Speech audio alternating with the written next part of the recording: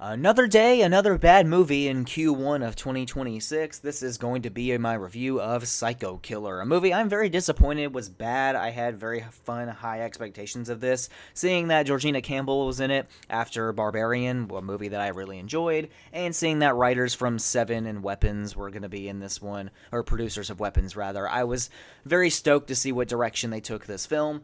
And I'm here to say in the intro, so that you can, do what you will with this info, this is a bad movie. So, let's get right into it. If you're new around here and you don't know, I am on the mission, on a journey to watch every single 2026 new release that I can get my hands on. And at the end of the year, I'm going to rank all of them from the worst to best. So if you want to keep up with my journey, you can go into the rest of my channel where you will find all of my 2026 reviews.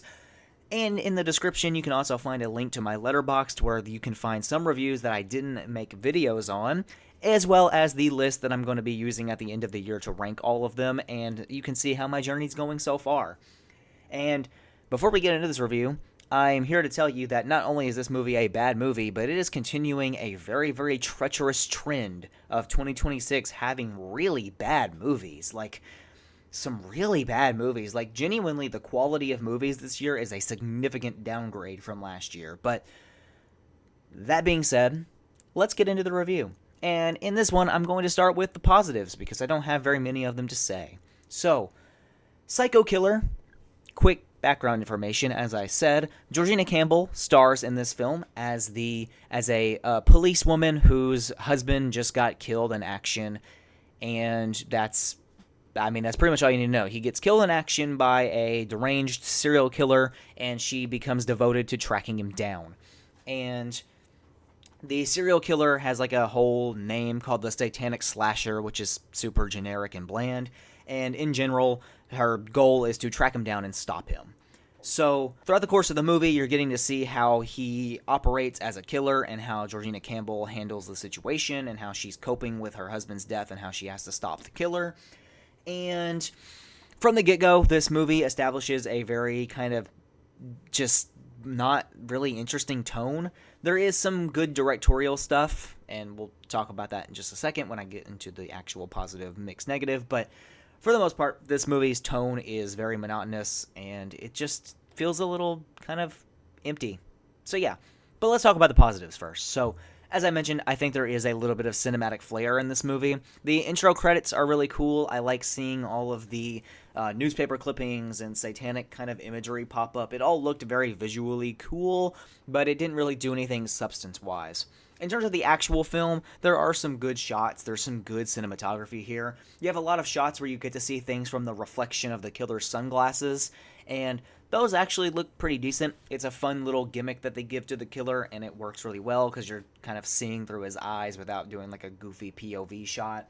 And I think that's pretty cool. It works pretty well, and it's mostly fun when they do it.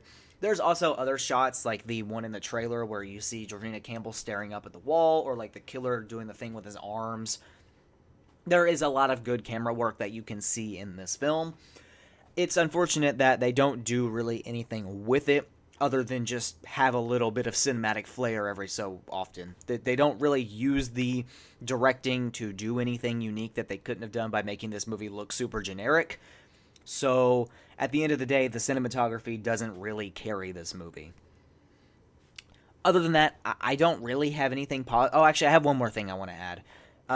I think that the actual, like, mystery is pretty interesting. I like getting to see Georgina Campbell, like, trying to solve, like, what's going on, like when she's decoding things in like a notepad, or like she sees symbols and she's connecting dots.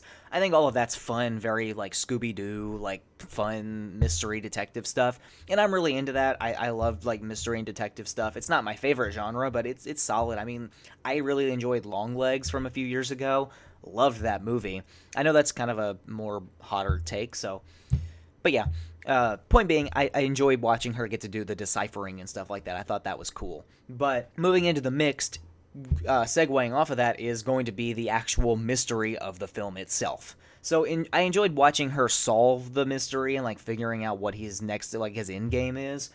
But his actual end goal is so ridiculous. It is nonsense. It is genuinely nonsense. Basically, it kind of becomes like a doomsday thing where he's not just trying to serial kill people. He wants to literally like destroy the population. It is ridiculous nonsense. Like that's a spoiler. I'll put a spoiler warning before that, but yeah, I mean, it is nonsense. It is genuine nonsense. But the reason this is in the mixed category is because, like I said, I enjoyed watching them solve it. And I think up to a certain point, mainly right before like the last like 20 minutes, the mystery is very interesting, especially when he does certain things and he meets certain people that elevate the like the existence of his mission and like why he's doing it and stuff like that. And I think for the most part that works really well. Last thing I want to add to the mixed is Georgina Campbell in this film. She doesn't really do anything incredible. I think she offers a decent acting performance in some sequences, like after her husband dies at the beginning of the movie, and kind of the few scenes where she's solving the mystery, or like at the end of the movie when she's supposed to be more of like a badass. They do a good job, or she does a good job rather, of selling a lot of those things.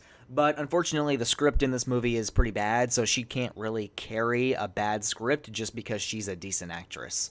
I felt kind of the same way with Cold Storage, where her and Joe Keery in that movie were a lot better than how kind of mediocre the script was. Whereas in this film, Georgina Campbell is infinitely better than how bad the script is in this movie. So there's a little bit of a toss-up there, but in general, I think the script is just bad. And that goes right into our negative of the script being bad. This movie's script is complete, utter, like, January movie garbage. It is ridiculous nonsense. The killer basically just aura farms the whole movie. He's got a really dark, goofy voice that reminds me of, like, Batman, like the Christian Bale Batman, but not in a good way. Not in, like, a he's doing it and it's kind of fun and it makes the movie quirky way. It's, like, in a way that makes the movie really ridiculous, and the killer becomes more of a theatric than he does an actual villain. And I think that's kind of my big issue with this movie, is that, in general, it feels more of a theatrical game, like a dramatized theatrical game to the killer, than it does an actual case or a mystery or anything like that, like a horror flick. It doesn't feel like any of those things. And I think that's what really turned me off with this movie. The other issue I have is just the acting in general. Like I said, the killer's voice is really goofy in this movie, but not only is it goofy, he's just not a very good actor, and the other side characters are not very good actors either.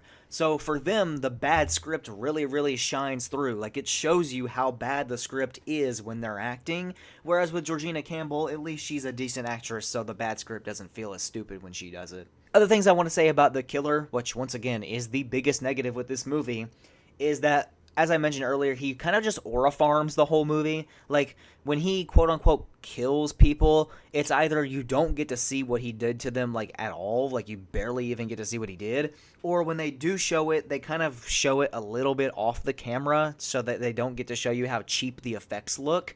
And then the one time that they do actually show you the gore effects, it looks terrible. It looks awful. And on top of that, he just makes super stupid and irrational decisions and just, like, does things to just aura farm. Like, he'll just literally stand there and aura farm with his mask on. It's so stupid. It's so dumb. There's also, like, a big amount of plot contrivances in this movie that go along, like, hand in hand with that. For example, the entire movie, I was really wondering why why nobody got his fingerprints, because he doesn't wear gloves ever in the whole movie. And I was thinking, can't they just, like, get his fingerprints? And then finally, at the very end of the movie, I had to squint, and I noticed that he cut his fingertips off. Like, I feel like that's something that should have been shown to us at the beginning of the movie, so that I didn't have a lingering feeling that this movie is super contrived from the very moment that it started. On top of that contrivance, this movie is everything about it is contrived. His end goal, his mission, it's just a contrived movie with a confusing narrative that doesn't really amount to anything. And I think that's kind of the issue. Like, he just kind of does things for the sake of doing them because he wants aura. He's just aura farming. Like, that's all the killer does in this movie. He speaks with his really deep voice, and he just aura farms. Like, it's really ridiculous, actually, how much aura farming he does in this movie. I know I keep saying that word, like, repeatedly, but that's literally all he does. Like, there's no other substance to this movie. The killer does not do anything interesting other than just stand there and look cool. His voice is stupid. His theatrics are stupid. His end goal is stupid. This movie is just dumb. It's just a dumb movie. And that's why I gave it a slightly higher rating than a lot of other things that I watched, because at least this movie was very stupid, and it made me laugh a lot because it was so dumb. There is one sequence, I'm going to spoiler alert this one because I'll try and dance around it, but spoiler alert just in case. There's a sequence where he's attacking a couple in a car, and they run away from him, and a truck driver is appearing, and the truck driver is going to save them.